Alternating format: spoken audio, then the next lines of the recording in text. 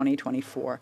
For witness, a reminder that this committee has adopted a subcommittee report at our last meeting, and members have agreed to refer to this witness as witness 1. I would ask that you comply with this decision of the committee. Without further ado, I will turn to witness 1 for an opening statement. The floor is now yours. Thank you, Mr. Chair, for the opportunity to speak before this committee as part of your study on the Auditor General's report on SDTC. The release of the Auditor General's report in June concluded a 2-year effort I initiated to expose how SDTC's idealistic mission was co-opted by a group of corrupt executives, board members, and insiders within the clean tech ecosystem. All or some, there's a lot of speech here. Frankly, I'm embarrassed to be here because me being here is an indication that the systems that are set out to protect people don't work. That's the biggest issue here, and I'll continue on my speech, but I want to make it clear that I'm here not just for SDTC, but point out that this should not have taken a 2-year effort to get to this point. And even to this day, real accountability doesn't exist. The Auditor General's findings conclusively validated and vindicated every single one of the issues I initially raised. Within hours of the report's publication, the minister dissolved SDTC, a clear indication of the severity of the misconduct. This decision should serve as further proof that SDTC was beyond repair, with corruption that was so badly ingrained that it rendered the organization unfixable. It also serves as the ultimate indictment against SDTC's leadership, who continue to work today. I'd like to extend my gratitude to the Office of the Auditor General for its dedication to this inquiry and their wider efforts as one of the few independent institutions in Canada that continue to uphold public trust in a system that has become increasingly opaque and unjust. And just as I was always confident that the Auditor General would confirm the financial mismanagement at SDTC, I remain equally confident that the RCMP will substantiate the criminal activities that occurred within the organization. Again, I accepted this invitation to come to this committee because I'd like to talk about the actual effort that was required to get to this point and what the continued lack of action by the federal government indicates about our society. Because the real issues extend beyond SDTC's collapse. The true failure of the situation stands at the feet of our current government, whose decision to protect wrongdoers and cover up their findings over the last 12 months is a serious indictment of how our democratic systems and institutions are being corrupted by political interference. It should never have taken 2 years for the issues to reach this point, and what should have been a straightforward process turned into a bureaucratic nightmare that allowed SDTC to continue wasting millions of dollars and abusing countless employees over the last year. The first government official that I approached was the Liberal Member of Parliament for Calgary Skyview, George Chahal, at an SDTC event all the way back in May of 2022. He assured me that he took this situation seriously and guaranteed that he would facilitate contact with the appropriate people in the federal government and the Auditor General's office. His subsequent refusal to engage forced us to spend the next 5 months trying and failing to contact various agencies, including ISED, the Ethics Commissioner, as well as the Public Integrity Commissioner, to name just a few.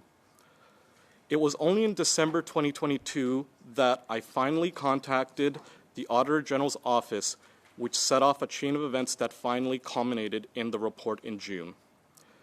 It took almost a full year after we initially talked to the MP that this file eventually ended up at ISED, who then hired RCGT in March 2023 to conduct a fact-finding exercise.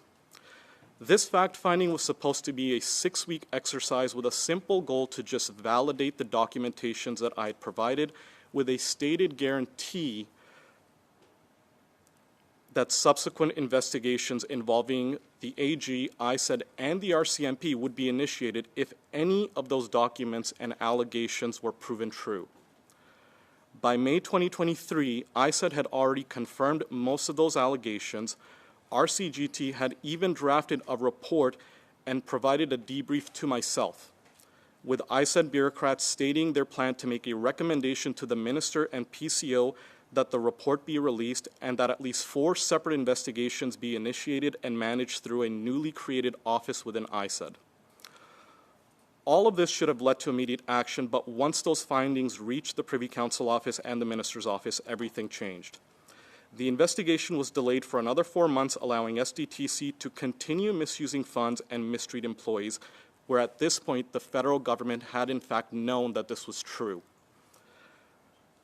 By late August, ISED now confirmed that no further investigations were required, and instead there were plans to release the report, suspend SDTC, and remove the board and executive team immediately.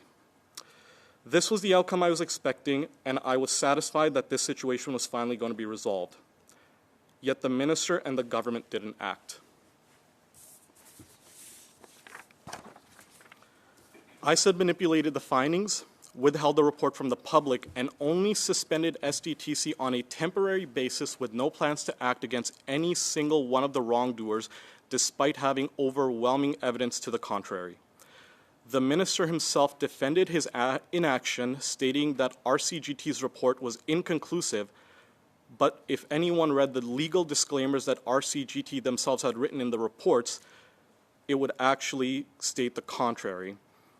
The report explicitly stated that none of the findings and work done by RCGT could actually be used to prove or disprove misconduct. This delay and lack of action again let SDTC continue operations unchecked and continue them to allow misuse of taxpayer dollars. At this point, the AG's office informed me of their decision to act, and in response, I made the decision to whistleblow a second time, this time publicly releasing recordings that expose ISED's deliberate inactions and falsehoods. The fact that I had to act again speaks volumes about the depth of corruption, not just within SDTC, but within the government and bureaucracy.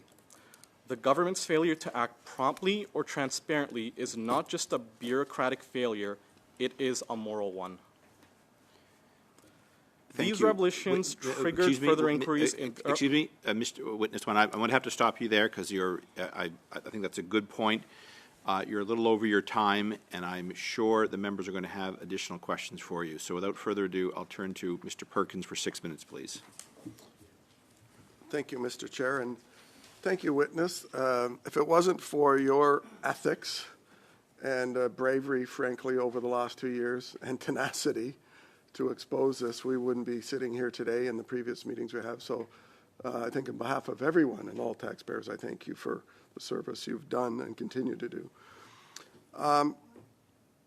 One of the areas I'd like to explore is around the former chair, Annette Basharian, and her desire to get money from SDTC to the Basharian Center at Cape Breton University. And I believe in a memo or an email that was written to Jennifer Smith from then VP of Investments, Zayed Rahim, who's now the acting president.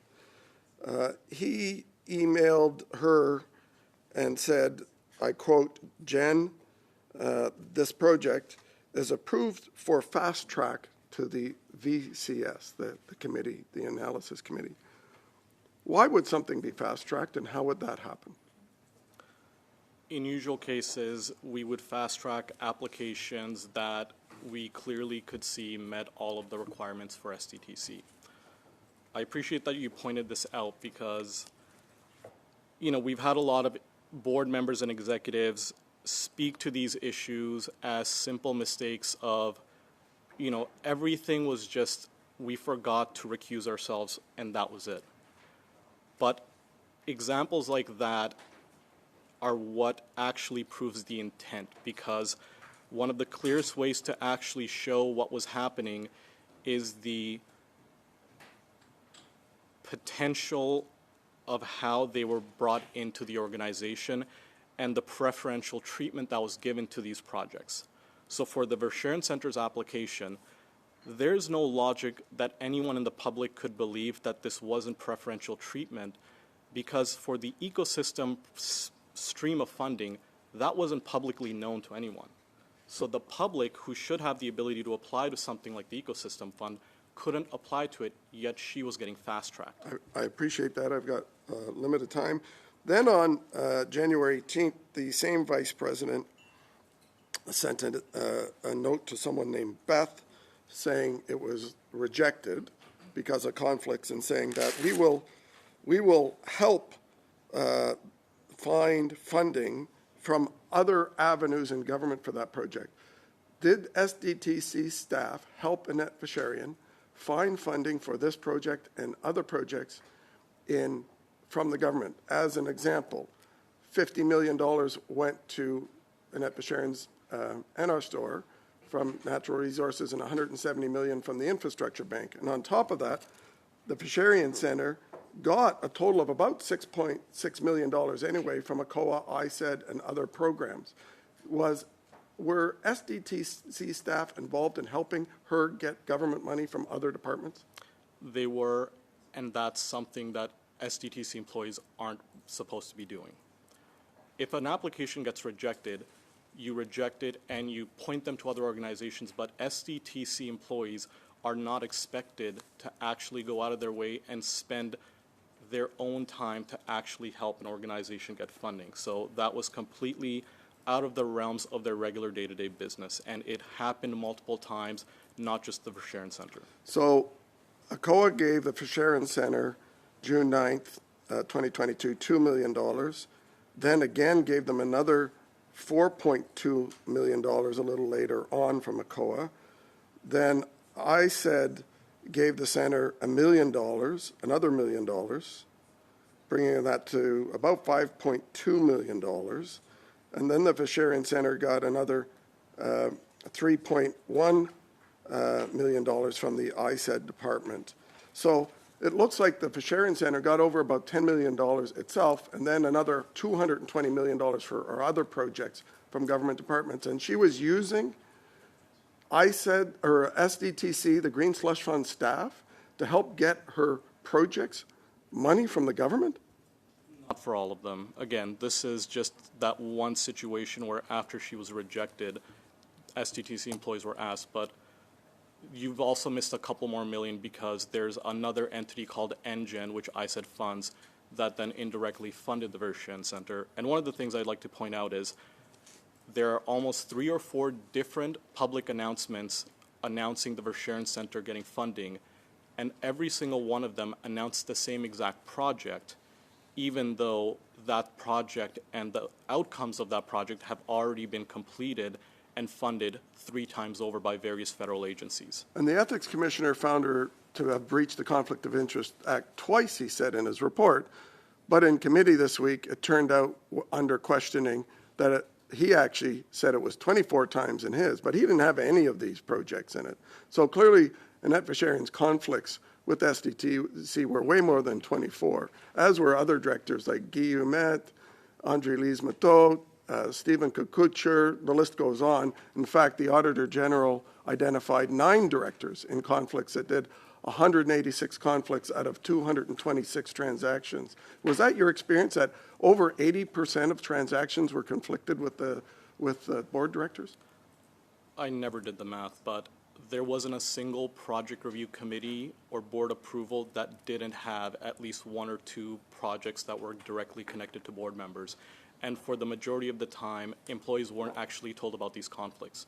This was all only known at the board level, and you would only find out after the fact, and this is why I mentioned the additional help that was provided at these projects on the front end and the preferential treatment, because for the most part, none of this was known to us, but you can look back at it and say, oh, that was why they got preferential treatment relative to others. Thank you. That is the time. Ms. Bradford, you have the